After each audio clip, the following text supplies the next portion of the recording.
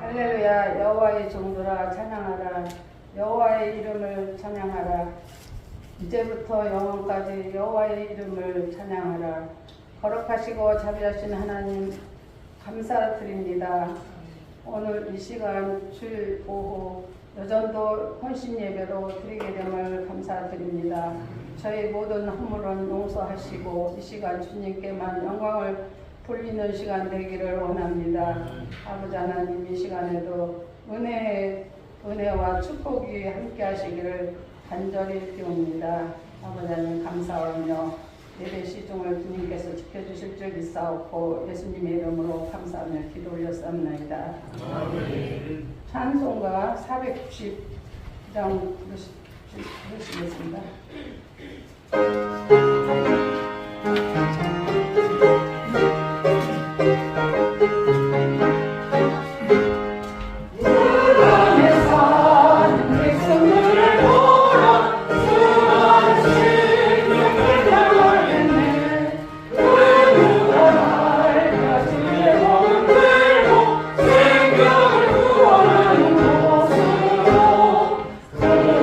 먼 세계 있으니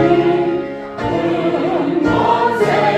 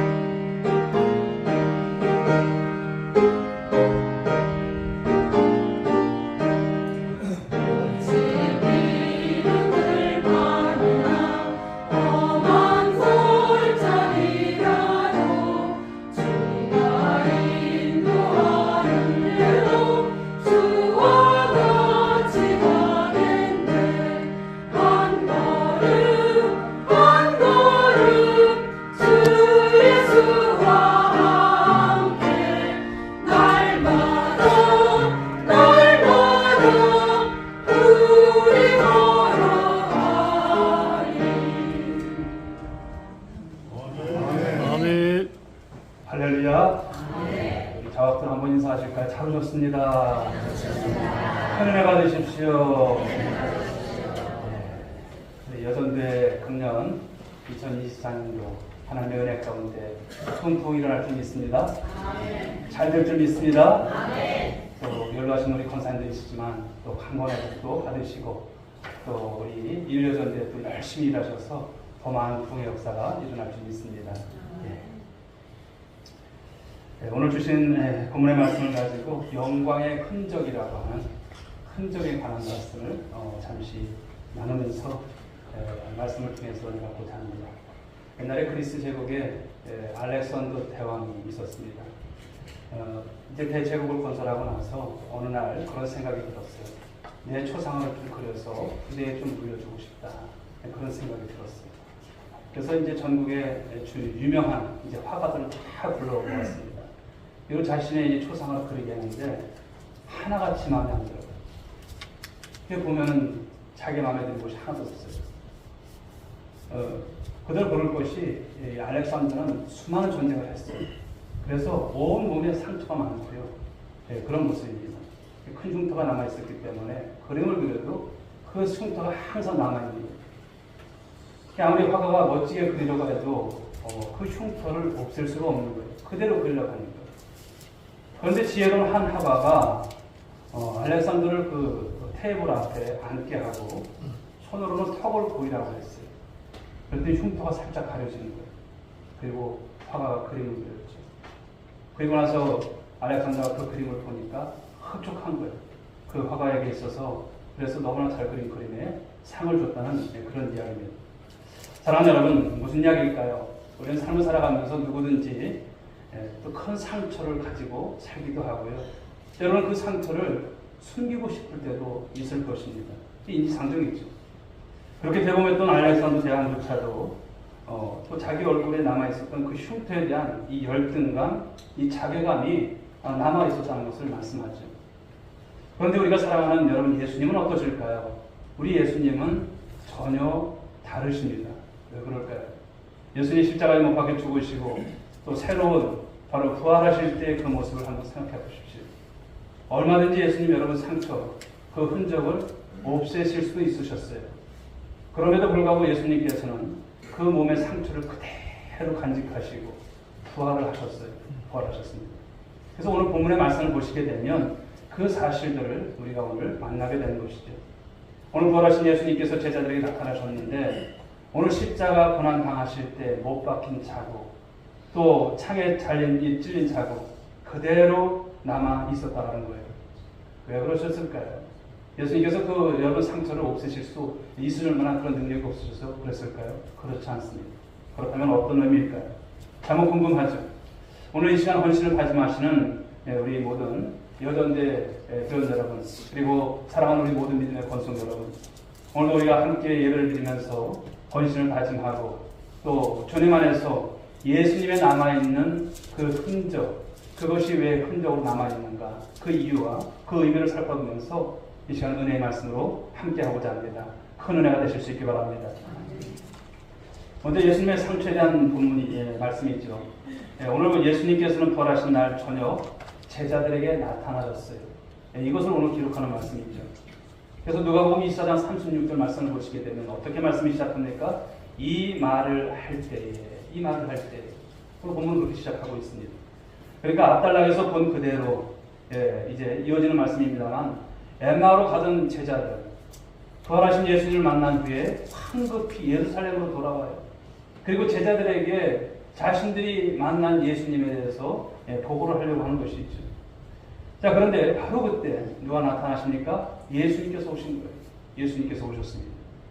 본문에 자세히 명시는 되지 않지만 병행구절인 우리 말씀 요한복음 20장 19절 말씀을 한번 보실까요? 여기 이런 말씀이 있어요. 병행구절인지 같이 한번 읽어보겠습니다. 시작. 이날 곧 안식 후 첫날 저녁 때에 제자들이 유대인들을 두려워하여 모인 곳의 문들을 닫았더니 예수께서 오사 가운데 서서 이르시되 너희에게 평강이 있을지어다. 아멘. 아직 예수님의 이 부활을 확증하지 못했고요. 용기 있게 나서서 증거할 상황이 아니었던 제자들이에요. 혹시라도 예수님을 십자가에 못 박은 자들에게 붙잡히게 되면 어떻게 됩니까? 큰 범죄를 당해요. 죽을 수도 있는 이런 상황에 그것을 두려워했던 제자들 어떻게 했을까요? 문을 잠그고 있었어요. 출입문을 잠가버렸어요. 그런데 그런 가운데서 예수님께서 오늘 부활하신 몸으로 그 가운데 나타나신 거예요. 그러니까 깜짝 놀랄 수밖에 없었죠. 문을 열어드린 것도 아니에요. 그런데 예수님 상식적으로 보면 납득이 되지 않지만 예수님께서 그 현장에 제자들에게 오늘 오셨다는 것을 말씀합니다. 그래서 37절 말씀을 보게 되면 기록대로 예수님의 제자들이 예수님을 어떻게 착각합니까? 유령으로 착각하는 거예요. 자, 37절 말씀 한번 보실까요? 읽어봅니다. 시작. 그들이 놀라고 무서워하여 그 보는 것을 영으로 생각하는지라. 영으로 생각했다. 유령으로 생각했다. 이런 말씀이겠죠. 예수님은 지금 사실 두려워하고 의심에 떨고 있는 제자들에게 당신 자신을 오늘 확인시켜주기 위해서 오늘 나타나셨고요. 이것을 통해서 두 가지의 방식을 통해서 행동을 하십니다. 먼저는 예수님께서 제자들에게 무엇을 보여주십니까? 손과 발을 보여주세요. 손과 발. 여러분 손과 발에 무엇이 박혔습니까? 대못이 박혔어요. 어마어마한 여러분 못이 박힌 거예요. 그것을 보여주셨고 다음에는 그들이 보는 데서 무엇을 하셨습니까? 생선을 잡수셨다. 생선을 잡수셨다. 그게 영이 아니에요. 유령이 아니에요. 분명히 육체로 부활하셨다는 것을 오늘 보여주시고 계시는 말씀이죠. 분명해 보이십니다. 그때 여러분 예수님이 이 손과 발을 보여주신 대목을 다시 한번 살펴보면 38절부터 40절까지 말씀을 읽어보겠습니다. 시작.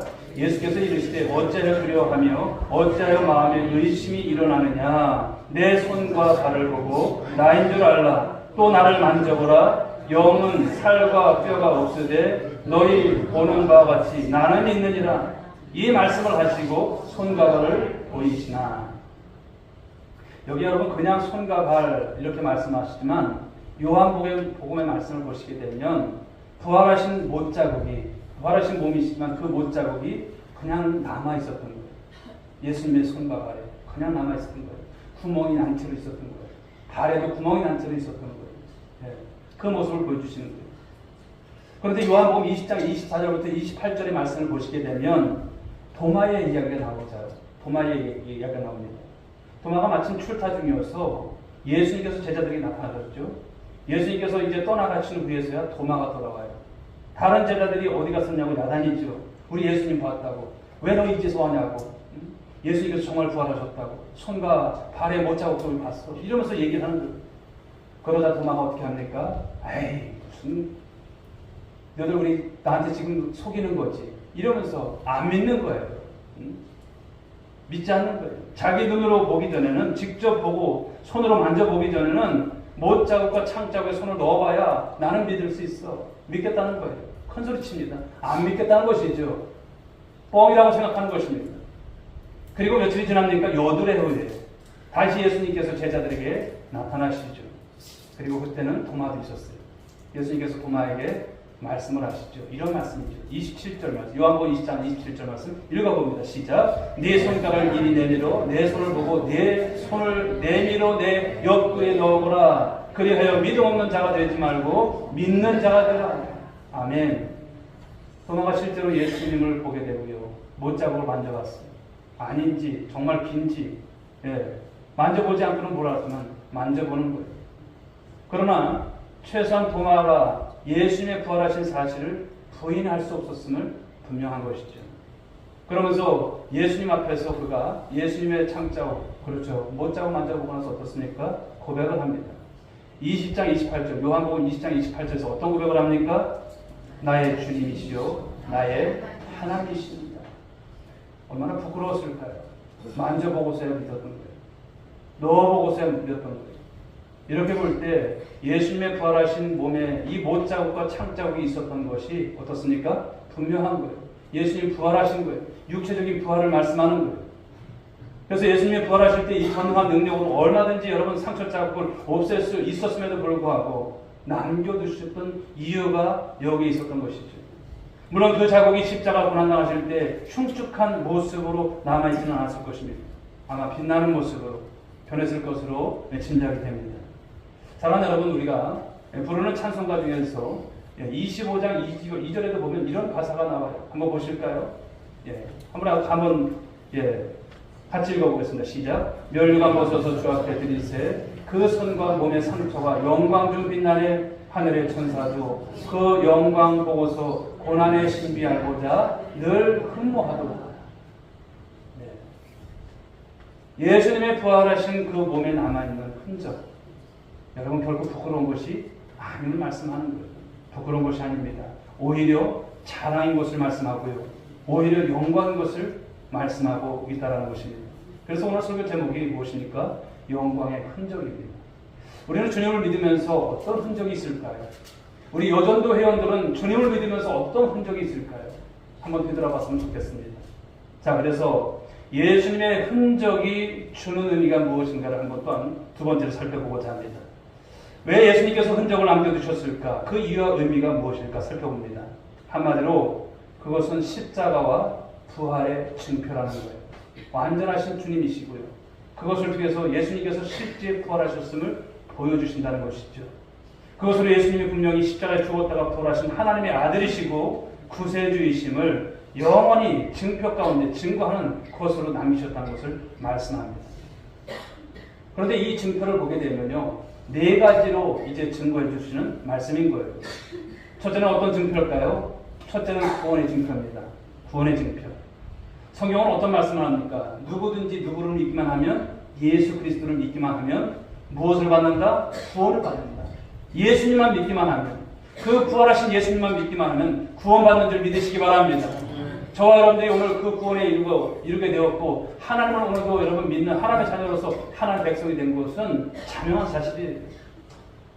예수님이 나의 죄를 대신해서 대신 지시고 죽었다가 부활하신 사실, 그 사실을 그저 믿기만 하면, 우리가 잘나서 믿는 것도 아니고 그냥 예수님께서 믿으라고 한 것이고 그 믿음까지도 사실은 주신 것이죠.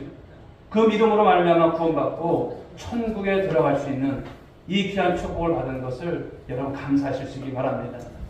이게 너무 쉬워서 어떤 사람들은 그러나 오히려 의심을 해요.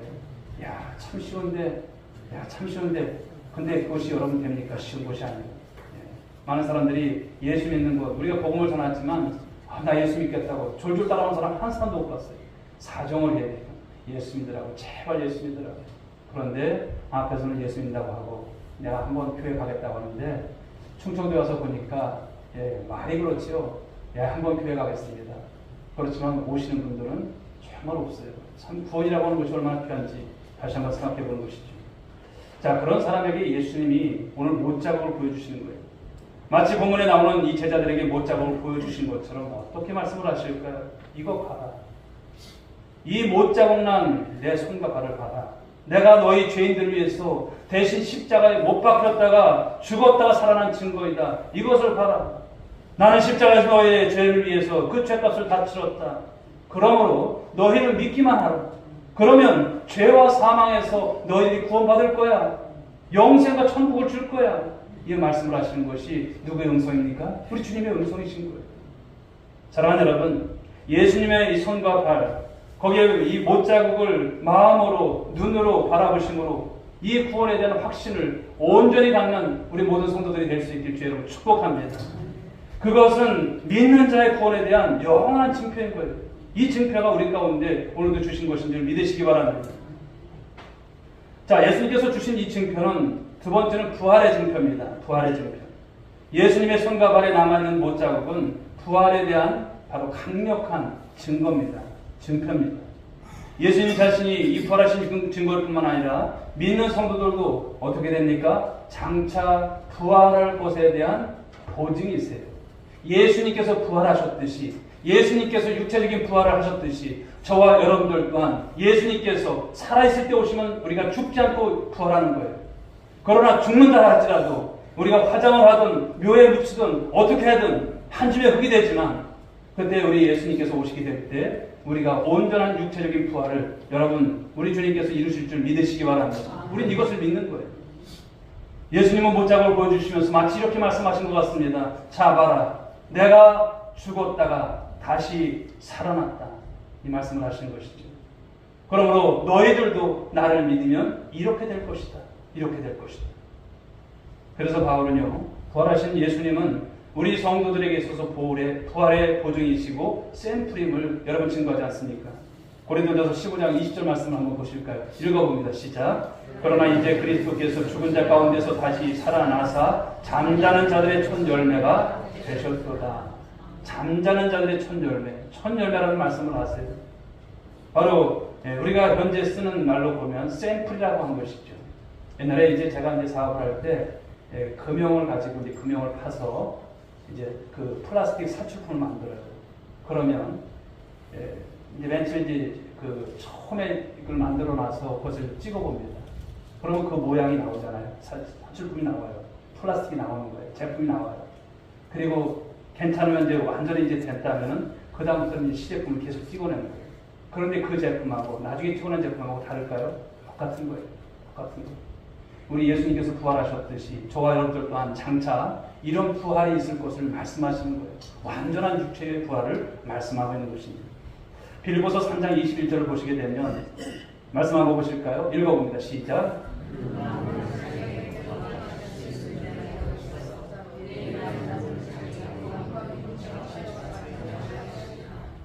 예, 만물을 자기에게 복종하실 수 있는 자의 역사로 우리의 낮은 몸을 자기의 영광의 몸의 형체와 같이 부활하신 예수님의 모습과 같이 변하게 하시리라. 할렐루야. 변하게 하시리라. 그러므로 사랑하는 여러분, 예수님의 못자국을 바라보면서 무엇의 소망 가지라는 거예요? 부활의 소망 가지라는 거예요. 이 땅을 살아가면서 이 땅이 전부가 아닌 것을 우리는 알아야 되고요. 이 부활의 소망을 가지게 될 때 우리 삶 가운데 어떤 난관이 오고 힘들어도 우리가 여러분 그 가운데서 승리하게 될 줄 믿으시기 바랍니다. 그래서 세 번째 주시는 말씀이 승리의 증표죠. 성도들이 지상에 사는 동안, 이 땅을 살아가는 동안 참 많은 환란이 있습니다. 어제도 그렇고 또 이렇게 좀 아픈 성도님들 이렇게 통화를 하게 되다 보면 참 마음이 아프고 이런 환란이 없으면 참 좋을 터인데, 이런 고통이 없으면 참 좋을 텐데 그런 마음을 갖습니다. 참 우리의 삶이라고 하는 것은 다 각자의 삶이지만 참 많은 환란이 있습니다. 그럼에도 불구하고 우리 주님께서 말씀하신 것은 무엇일까요? 결국 우리가 주님 안에서 승리하신다음을 말씀을 주시는 거예요. 승리하는 줄 믿으시기 바랍니다. 궁극적으로는 주님 안에서 승리하는 거예요. 이 땅에 여러분 삶을 통해서 우리가 참 힘들게 삶을 살아가지만 하나님께서 주시는 승리가 있음을 믿는 저와 여러분들 되시기 바랍니다. 그런데 여러분 어떻게 그것을 확신할 수 있을까요? 그것은 다른 것이 아닙니다. 승천하신 예수님의 천상사역 그리고 중보사역으로 가능하다함을 말씀하는 거예요. 승천하신 예수님 지금 하늘 보좌 우편에서 무엇 하십니까? 그냥 쉬시고 계신 게 아니에요. 지금도 주님은 우리를 위해서 일하고 계심을 믿으시기 바랍니다. 우리를 위해서 기도하고 계심을 믿으시기 바랍니다. 예수님 중보사역 하시는 거예요. 지금도 하시고 계시는 거예요. 하나님 아버지 앞에서 우리를 위해서 중보하시면서 때마다 일마다 도우심을 믿으시기 바랍니다. 그 주님이 계신 거예요. 우리 예수님이 계신 거예요. 우리가 예수 믿고 나서도 여전히 실수하고 때로는 여러분 범죄할 때가 얼마나 많아요. 불순종할 때가 얼마나 많습니까? 그러면 때때로 구원의 확신이 흔들리는 거예요. 이러다 내가 정말 천국 갈 수 있나? 이런 생각이 막 드는 거예요. 그러나 사랑하는 여러분, 예수를 믿으면 천국 가는 줄 믿으시기 바랍니다. 여러분 그런 불확실하게 믿지 마세요. 그런 신앙 갖지 마세요. 나 이러다가 지옥 가는 것 아닌가 이렇게 생각하지 마세요. 천국 분명히 갑니다. 누구를 믿기 때문에? 예수 그리스도를 믿기 때문에. 우리가 혹 범죄했을지라도 멸망당하지 않는 이유가 무엇입니까? 우리가 혹시 범죄하면 예수님께서 하나님 아버지 앞에 우리를 위해서 대언해 주신다는 거예요. 바로 이것이 곧 우리가 범죄해도 100번이고 1000번이고 죄를 고백하면 얼마든지 용서받고 깨끗함을 받게 되는 줄 믿으시기 바랍니다. 요한일서 2장 1절 말씀을 한번 보실까요? 읽어봅니다. 만일 누가 죄를 범하여도 아버지 앞에서 우리에게 대언자가 있으니 곧 의로우신 예수 그리스도시라. 우리의 대언자가 누구세요? 하나님 아버지 앞에서 예수님이시라는 거예요. 예수님이 우리의 대언자가 되신다는 거예요. 또한 우리가 세상 살면서 약해질 때가 있잖아요. 연약해질 때가 있어요. 위험에 처할 때가 있어요. 예수님은 그럴 때마다 우리를 위해서 중보하시면서 중보기도 하시면서 우리를 돕는다는 거예요. 하나님 아버지, 이 못자국을 보십시오. 아무개 성도를 위해서 흘린 이 십자가 보배의 피의 흔적입니다. 하나님 아버지 아시죠? 용서해 주십시오. 도와주십시오. 이 성도를 하나님 이렇게 세워주십시오. 누가 하십니까? 예수님께서 하십니다. 저와 여러분에게 있어서 지금도 하늘 보좌 우편에서 기도하시고 계시는 우리 주님 때문에 용기를 얻는 여러분 모두가 될 수 있게 주의 이름으로 축복합니다. 그래서 우리는 승리하는 거예요. 따라서 우리는 어떤 상황 속에서도 낙심하지 마시기 바랍니다. 좌절하지 마시기 바랍니다. 곧 죽어도 여러분 주님 안에서 용기 있게 여러분 사시기 바랍니다. 주님이 우리의 편심을 믿으시고 그 삶 가운데서 로마서 8장의 말씀을 보게 되면 많은 위험들이 있지만 하나님의 사랑에서 우리를 끊을 것이 있어요? 아무것도 없어요. 그러나 세상에 사단마귀는 우리의 끈을 자꾸만 끊으려고 합니다. 우리 교회를 여러분 자꾸만 힘들게 하려고 하는 많은 어려움들이 있지만 그러나 뒤돌아보면 우리 오늘 우리 대표기도 하셨던 이중희 권사님 또 교회 기도를 하시면서 눈물이 이렇게 솟는 것을 봤습니다. 바로 이것이죠. 주님이 계시기 때문에 우리 교회는 주님께서 피값을 사신 이 교회는 반드시 궁극적인 승리가 있을 줄 믿으시기 바랍니다. 잘 될 줄 믿으시기 바랍니다. 우리 주님께서 여러분 이것을 통해서 영광 받으시는 거예요. 정말 장차 이 마지막 때에 크게 쓰임받는 우리 온누리교회 반드시 되어줄 줄 믿습니다. 교회여 일어나라 이 말씀 가운데 우리 사랑하는 여전대 회원 여러분과 우리 모든 믿음의 성도들이 주님 안에서 하나 될 수 있길 주님을 축복합니다. 어떤 경우에도 예수님의 못자국을 기억하십시오. 그러면 어떤 어려움 가운데서도 궁극적인 승리가 반드시 주님으로부터 주어진다는 것을 말씀하는 것입니다. 자, 네 번째는 심판의 징표입니다. 심판의 징표. 자, 예수님 장차 오세요? 안 오세요? 오십니다. 호련히 오세요. 예수님도 모르세요. 누구만 아세요? 아버지 하나님만 아세요. 그날과 그 시는 아버지만 아세요. 몰라요.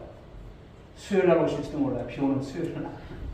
그러니까 예배에 최선 다하시라는 거예요. 언제 오실지 몰라요. 그때 들림받는, 물론 우리가 집에 있다가도 들림받아요. 그러나 우리는 이 마지막 때를 살아갑니다. 기도하는 일에 열심히 있는 우리 여전도회가 될 수 있길 바랍니다. 예배에 최선을 다할 수 있는 우리 여전도회 모두가 될 수 있길 바랍니다. 구역예배 잘 드리시고 모이는 데 힘쓰시고 또 우리가 야외에 가는 것도 힘쓰시고 함께하는 그런 좋은 교회 우리 모든 성도들이 되었으면 좋겠습니다. 장차 우리 주님께서 재림하시게 되는데 왜 재림하십니까? 심판하러 오십니다. 심판. 그런데 그때도 예수님은 손과 발에 못자국을 갖고 계실 거예요.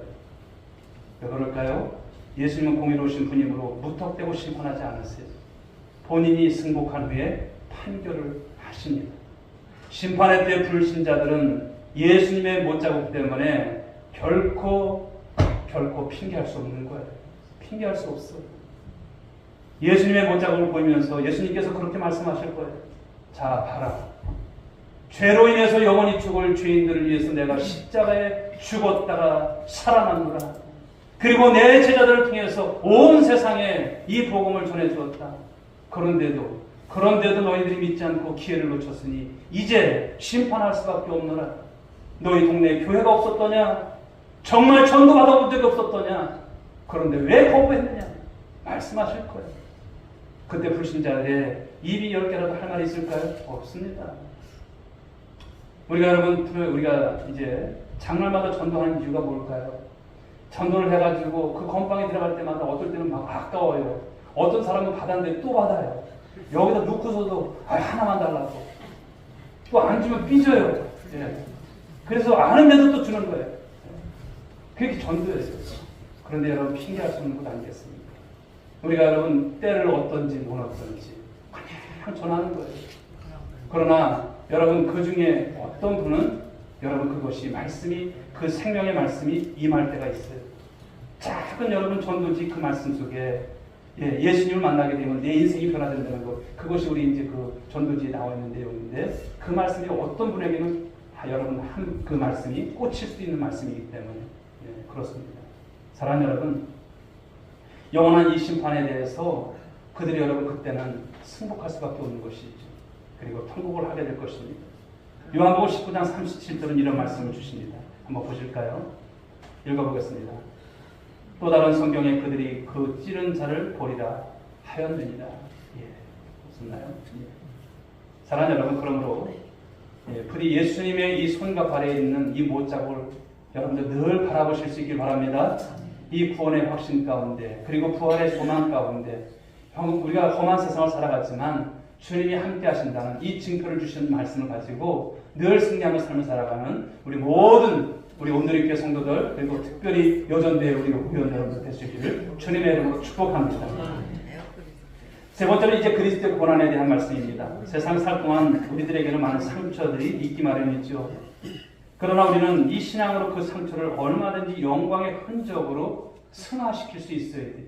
승화시킬 수 있어야 돼요. 사람은 여러분 누구나 인생 가운데 고난을 겪어요. 상처가 있습니다. 옛날에 어머니를 보니까 참 화병이 있으셨어요. 화병이. 돌아가셨지만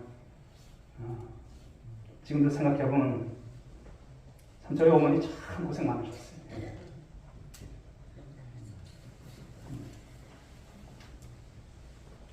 근데 이제 그런 생각을 해보면 다 말씀을 드릴 수는 없지만 큰 며느리였었고 또 우리 자식들도 이렇게 보면 또 온전한 자식들이 또 없었습니다.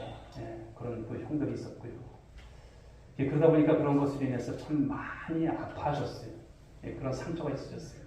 그런데 예수 믿고 난 다음에 또 하나님 은 안에서 이 모든 것을 감사함으로 늘 여기시면서 살아갔던 모습이 지금도 생생하게 기억이 돼요. 우리가 여러분 세상 사람들이라면 그냥 아픈 상처 안고 살고 그냥 그렇게 살다가 참 삶이라는 게 뭔지 아무런 의미도 없이 그저 여러분 통탄할 모습만 가지고 그런 것에서 원망만 하다가 살아가는 인생들이 아니잖아요. 우리의 삶에는 여러분 아픔과 고통이 있지만 이 모든 것을 통해서 하나님께서 보시기 때문에 또 그것을 통해서 우리 하나님께서 역전시켜 주시고 또 그것을 우리가 하나님의 은혜 안에서 또 우리가 다시 한번 감사하고 감격하는 삶을 주신다는 거 아니겠습니까? 그렇기 때문에 우리는 이런 수치로 그냥 여기고 또 기로망하는 인생이 아닌 것을 말씀하는 것이죠. 신앙 안에서 아픔이 있고 또 고통이 있지만 이것을 극복하고 또 나가다 보면 때론 그것이 무엇이 될까요? 자랑이 되는 거예요. 그것이 또한 어떻게 됩니까? 영광이 되는 거예요. 내 삶 속에서 일어나는 일들이 하나님과 무관한 일이 있을까요? 없습니다. 어떤 가정은 이런 아픔이 있고 저런 가정에 어떤 저런 아픔이 있고 참 이렇게 다양합니다. 그럴 때마다 참 우리는 이런 해석을 어떻게 해야 될까요? 나는 하나님 앞에 난 이런 삶이 이렇게 살아가는 것이 나는 그냥 운명이론이 하고 살아야 될까요? 아니라는 거예요. 오늘도 사랑하는 여러분 아픔이 있고 고통이 있지만 여러분 반드시 하나님이 함께 하실 줄 믿으시기 바랍니다. 편안하게 하시고요. 우리 하나님께서 능력으로 역사하실 것입니다. 바울은 여러분 그 몸에 육체의 가시를 갖고 있었어요. 그것은 아마 그가 평생 알았던 독한 암질이 아니었는가 이렇게 생각이 되어집니다. 남의 병은 고쳐주면서 심지어 죽은 자를 살려내기까지 했던 여러분 사도 바울 아니었습니까? 그런데 자기 몸에 있는 육체의 가시 하나 제거하지 못하는 그 모습을 생각해 보십시오. 그러니 여러분 이 바울이 얼마나 여러분 오죽했겠습니까? 더군다나 3번씩이나 목숨을 걸고 기도했지만 우리 주님의 응답이 무엇입니까? 이미 주신 은혜가 족하니 그냥 지내라. 이 말씀 이게 응답이었어요. 인간적으로 보게 되면 여러분 바울이지만 실망할 수밖에 없는 거예요. 그런데 바울은 어떻습니까? 주님께서 주시는 응답인 거예요. 네 은혜가 네게 족하도다 이렇게 말씀하신 거예요. 고쳐주시긴 하시지 않았어요. 아멘 받은 거예요. 바울은 큰 깨달음을 받습니다. 그의 연약함 때문에 바울은 어떻습니까? 더 겸손하게 주님을 의지했어요. 그로 인해서 능력의 역사가 여러분 나타났다는 사실을 말씀한 것 아니겠습니까? 그래서 그런 이후로 오히려 연약한 것을 자랑하는 그런 삶을, 그런 사역을 펼쳐가죠. 고난이 있어도 감사하고, 여러분 그는 감옥에 들어가서도 감사하고, 찬송했던 그는 여러분 그런 여유 있는 삶을 살아갔던 모습, 그냥인 것이 아니죠. 승리의 삶이 되었던 것을 말씀합니다. 유명한 찬송시인 이 환희 크루스비 여사가 있습니다. 우리가 찬송가 240장을 보시게 되면 거기서 이제 그가 찬송시를 쓴 것을 볼 수가 있는데요. 이 환희 크루스비 여사는요 생후 6주 만에 시각 장애가 있게 되죠. 시각 장애인으로 살아가게 됩니다. 그러나 주님은 여러분 그를 사랑하셨고요. 그리고 주님의 은혜를 체험했던 이 환희 크루스비 여사 소망 중에 날마다 삶 속에서 기뻐함과 수많은 찬송시를 남겼던 그런 삶이었습니다. 한 번은 어느 목사님께서 그에게 물었죠. 혹시 인생 살면서 당신에게 장애를 주신 하나님께 대해서 혹시 섭섭한 마음 혹시 그런 거 가진 적 없으세요? 물어본 거예요. 여러분 제가 이제 섬겼던 목사님 중에 한 분은 그랬어요. 가장 삶을 살아가면서 눈이 안 보이는 것처럼 정말 어려운 것이 없다 이렇게 말씀을 하시더라고요. 눈이 안 보이는 거. 보고 싶어도 볼 수가 없잖아요. 사물을 볼 수가 없잖아요. 그런데 6주 만에 여러분 평생에 여러분 그 삶을 살아가는 것이 쉽습니까? 평생을 살면서. 그런데 이 환희크리스 교사가 그런 말을 합니다. 아니요. 저는 다시 태어나도 이 모습 이대로이기를 소원합니다. 왜냐하면 제가 천국에 가서 처음으로 눈을 뜨었을 때 나의 첫 번째 시야에 주님의 얼굴을 담고 싶기 때문입니다. 이런 말을 하는 거예요. 정말 여러분이 이 세상에는 멀쩡하게 눈 뜨고 살면서도 또 두 눈을 가지고 살면서도 나쁜 짓만 골라하고 범죄하는 사람들이 얼마나 많습니까? 그에 비하면 정말 여러분 이분이야말로 행복한 사람이 아닐까 생각을 해보는 거예요. 사랑하는 여러분 삶 가운데 오늘 고난의 삶이 있으실 거예요. 그러나 고난으로 여러분 그냥 살아가는 것이 아니라 고난 뒤에 하나님께서 은혜를 주실 줄 믿으시기 바랍니다. 고난을 통해서 신앙으로 승화시켜 나가는 우리 여전도 회원들 모두가 될 수 있길 주로 축복합니다. 자, 두 번째는 그리스도를 위한 고난으로 이 영광의 흔적을 만들어 가라는 거예요. 우리는 언젠가 각자 우리 주님 앞에 설 날이 올 거예요. 반드시 옵니다. 난 아닐 거예요. 아니에요. 반드시 설날이 와요. 성도는 정죄를 위한 최후의 심판은 면제되었어요. 그러나 상급을 위한 심판이 있는 줄 믿으시기 바랍니다. 상급 심판이에요. 그때 우리는 다 부활의 몸을 입게 될 거예요. 부활의 몸은 영광스럽지만 각각 광채가 다르다. 이렇게 말씀이 나와요. 광채가 다르다는 거예요. 빛나는 것이 다르다는 거예요. 성경이 그것을 말씀하죠. 자, 고린도전서 15장 41절 말씀을 보실까요? 읽어봅니다. 시작. 15장 41절. 해의 영광이 나와 있어요. 해의 영광이 다르고 달의 영광이 다르며 별의 영광도 다른데 별과 별의 영광이 다르도다 이런 말씀이에요. 사랑하는 여러분, 과연 어떤 사람들이 더 빛나는 영광을 얻을까라는 거예요. 이 땅의 삶이 전부가 아니에요. 당연히 주님을 위해서 우리가 삶을 살아가게 되는데 고난받고 그 고난으로 인한 이 흔적이 있는 사람들이 더 빛나는 영광, 그 더 빛나는 빛이 비춰진다는 것을 말씀하는 거예요. 상급 심판이에요. 이 땅에서 우리가 삶을 살아가면서 주님을 위한 흔적, 주님의 영광을 위한 여러 그 모습이 하나님 나라에 갔을 때 더 빛난다는 거예요. 그냥 가까스로 구원받고 주님 앞에 서면 어떨까요? 빛이 드러나겠죠. 그런데 주님을 위해서 정말 헌신하고 충성하고 주님을 위해서 살아왔던 그런 많은 흔적들이 있는 자는 어떨까요? 여기 말씀하는 것처럼 해의 영광이 다르고 달의 영광이 다르다. 해의 영광을 받는 여러분 이런 삶을 소원하지 않겠습니까? 그런 삶이 될 것을 말씀하는 거예요. 적어도 여러분 바울은 그런 소망을 가지고 살았던 사람이죠. 그런 사역자였습니다. 그가 인간적으로 보게 되면 아쉬울 것이 없었던 사람이에요. 부족할 게 뭐가 있어요? 그냥 살으면 잘 될 사람이에요. 그런데 여러분 예수님 만나고 나서 어떻습니까? 세상 사람들이 볼 때는 참 미쳤어. 바울 미쳤어. 미쳐도 대단히 잘못 미쳤어. 이랬을 겁니다. 가말리엘 무안에서 여러분 최고의 학문을 공부한 박사예요. 석학입니다. 귀족의 가문입니다. 로마 시민권자입니다. 그러나 그 모든 좋은 것을, 그 모든 좋은 조건을 사도 바울은 어떻습니까? 배설물로 여겼다. 쉬워요? 쉽지 않은 거예요.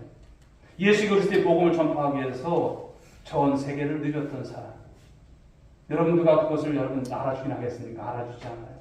나중에 여러분 로마의 형장의 이슬로 여러분 사라지지 않습니까? 순교하는 것이죠. 그렇게 여러분 그렇게 매를 맞고 그 목숨의 위협을 당하고 살아갔던 그를 보면 한마디로 여러분 정말 예수에 미치고 아니고서는 어떻게 저렇게 살아갈 수 있을까? 그런데 여러분 왜 그렇게 미쳤을까요? 왜 그렇게 삶을 살았을까요? 바로 그 소망을 그가 가졌기 때문에 아니겠습니까? 고린도후서 11장 23절부터 28절의 말씀을 보게 되면 그가 당한 고난이 얼마나 혹독했는지를 기록하고 있어요. 그 고난은 스스로 선택한 고난이에요. 스스로 자기 몸에 만들어 간 흔적임을 말씀합니다. 예수님을 위해서 자청한 거예요. 복음을 위해서. 그렇게 살면 뻔히 죽을 걸 알면서도 그 길을 간 거예요. 우린 여러분 어떻습니까? 내가 예수를 믿으면서 내가 왜 그런 손해를 당해야 돼? 내가 왜 그런 일에 내가 어려움을 당해야 돼? 대부분의 우리 나온 반응들이 그렇잖아요. 그런데 여러분 사도 바울은 그런 삶이었습니다. 오직 하나님의 영광을 위해서, 복음을 위해서, 예수 그리스도를 위해서 죽음을 마다하지 않고 갔던 그의 길이죠. 그래서 그가 고백합니다. 갈라디아서 6장 17절 말씀 보실까요? 읽어봅니다. 시작. 내가 내 몸에 예수의 흔적을 가졌노라. 예. 무슨 흔적이에요? 예수의 흔적을 가졌노라. 예수의 흔적. 바로 주님을 위해서 당한 이 고난의 상처, 이 흔적을 가졌다 말하고 있는 것입니다. 여러분 수치일까요? 세상 사람들이 볼 때는 수치일 것이에요. 그러나 수치가 아닌 것이죠. 자랑인 것이고요. 영광인 것이고, 영광의 흔적이고 바로 훈장임을 말씀하는 거예요. 이 땅에서 여러분 훈장 타는 분들도 많지만 저와 여러분들이 하나님 나라 가서 훈장 타기를 주님의 여러분 축복합니다. 하나님께서 정말 네가 나를 위해서 헌신했고 충성했던 것을 내가 다 보았노라. 그날에 여러분 하나님께서 주실 영광을 생각하면서 사시라는 거예요. 사랑하는 여러분, 여전도 회원 여러분, 그리고 사랑하는 성도 여러분, 한번 우리의 삶을 다시 한번 돌아봤으면 좋겠어요. 그동안 살아오면서 당한 고난들, 과연 어떤 것들이 있었을까요? 혹시 나의 실수와 어떤 범죄를 위해서 당연한 어떤 여러분 그 고난만 당하면서 울고불고 했던 모습은 아닐지, 아니면 주님을 위해서 누가 알아주지 않아도 때로는 눈물을 흘리면서 복음을 위해서 한 생명 구원하기 위해서 흘렸던 여러분 그런 땀과 흔적, 그런 모습들은 얼마나 우리 가운데 있는지 한번 되돌아봤으면 좋겠어요. 2024년도 우리 교회가 이제 나아갈 때 주신 표의 말씀이 무엇입니까? 교회여 일어나라. 오늘 여러분 혹여나 여러분들이 삶의 많은 어려움들 때문에 좌절하고 힘들어하면서 고통하면서 살고 있지는 않습니까? 그런데 여러분 아까도 주셨던 말씀이 있지만 일상에서 삶이에요.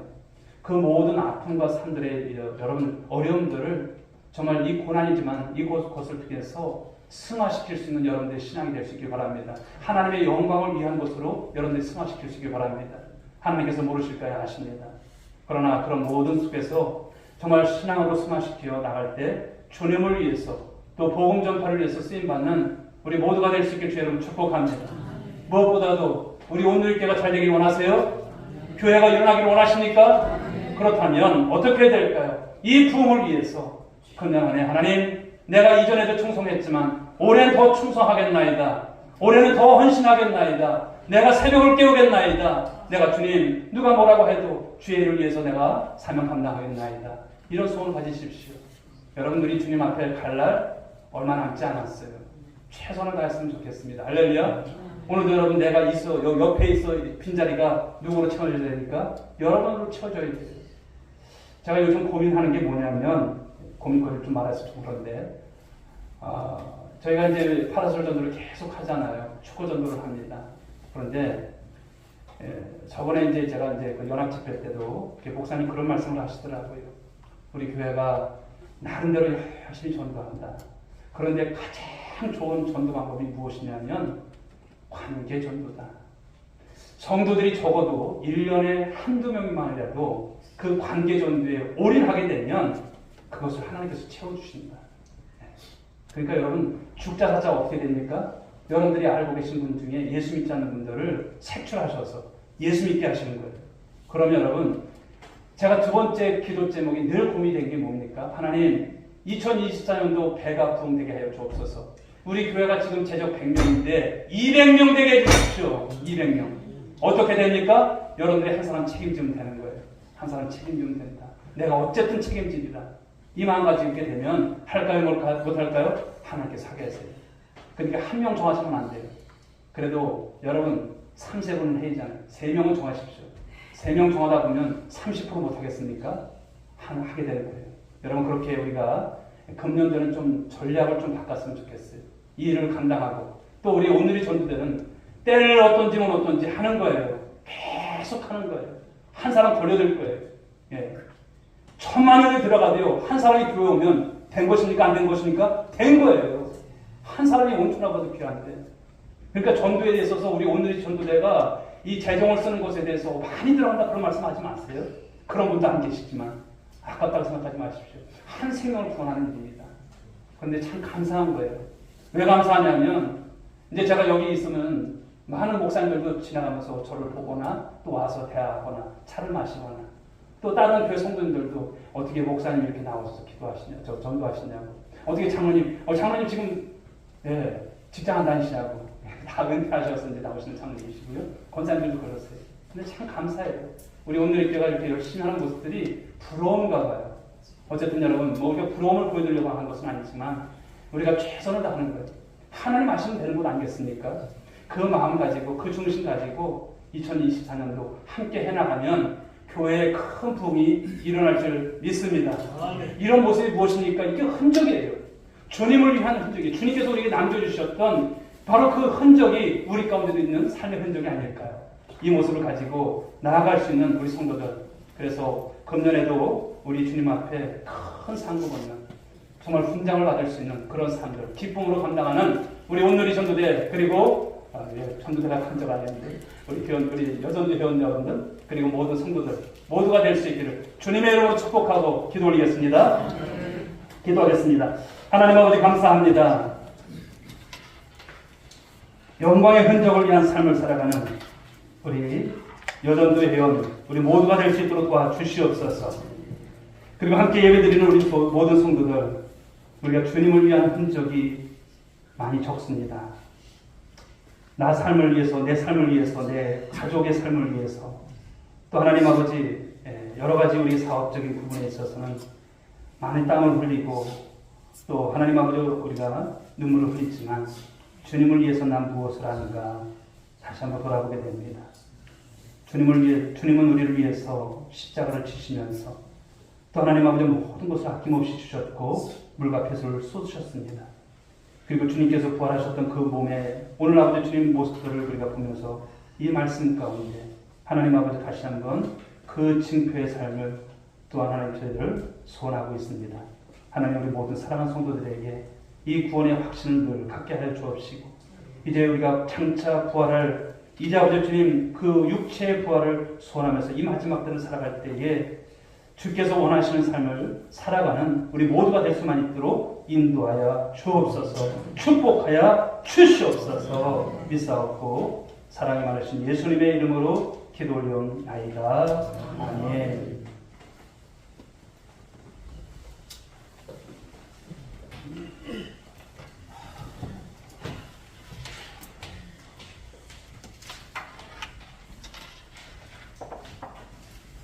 이 시간에 520장 찬송 부르시겠습니다.